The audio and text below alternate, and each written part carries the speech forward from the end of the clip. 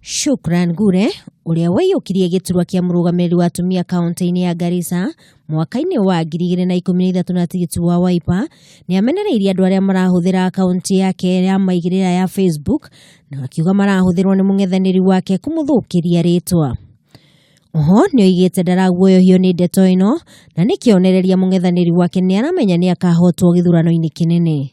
Wale wameiba hiyo akaunti yangu ya Facebook ambaye waliweka maneno mbaya, maneno kama ati Shukran aliwacha kugombania kiti ya kina mama wa Garissa County kwa sababu akona passport ingine ya US. Hiyo ni maneno tupu, ni maneno uongo.